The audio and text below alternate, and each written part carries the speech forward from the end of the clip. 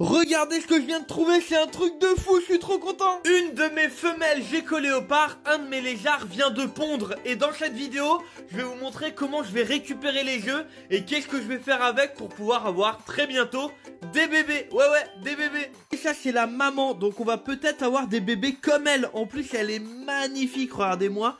Les couleurs, même les taches, elles sont magnifiques. Quand un géco-léopard se reproduit, il vient à cet endroit-là. C'est un endroit spécifique dans lequel il va pouvoir pondre tranquillement. C'est des animaux, si tu les mets dans un endroit trop grand, ils vont stresser. Et ils vont même être capables de faire ce qu'on appelle une rétention d'œufs. C'est-à-dire que si la petite louloute là, elle a des œufs dans son corps, mais qu'elle a un endroit qui n'est pas adapté, elle va se retenir de pondre pour pas pondre n'importe où et même potentiellement en mourir. C'est pour ça qu'on les met dans un endroit comme vous voyez juste ici. Et regardez par exemple cette petite louloute là, elle n'a pas encore pondu, donc pour le moment la boîte est totalement vide, elle est prête à accueillir les œufs.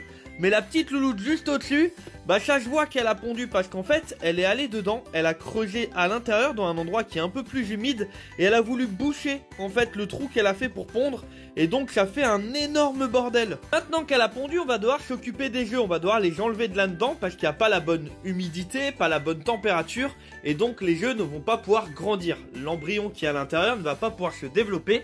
Pour ça, on va devoir les mettre dans ce qu'on appelle un incubateur. C'est cette énorme machine qui va avoir les bonnes températures, la bonne humidité. Là, vous voyez, je viens de l'allumer, donc elle n'est pas encore à 30 degrés. Mais quand ce sera à 30 degrés, on va mettre les œufs dedans. Et d'ici quelques semaines, on aura les premiers bébés lézards. Avant de chercher les œufs, vous allez voir, on va les avoir dans quelques secondes. On va préparer la boîte dans laquelle on va les mettre. Parce qu'on va pas garder la même boîte, elle est beaucoup trop grande.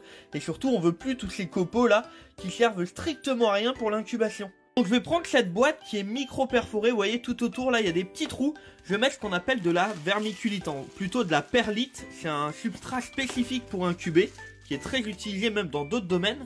Je vais venir y mettre un peu d'eau et là maintenant je vais mélanger la boîte. Là le but c'est clairement que tout soit très humide pour ensuite pouvoir y mettre les œufs dedans.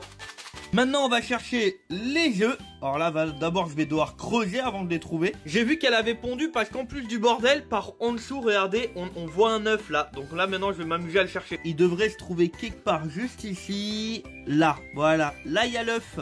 Incroyable, je suis trop content. Et maintenant qu'elle s'est reproduite, la femelle géco-léopard elle va pondre plusieurs œufs par an. Elle va en pondre en général 2 à la fois. Bon là il y en a qu'un.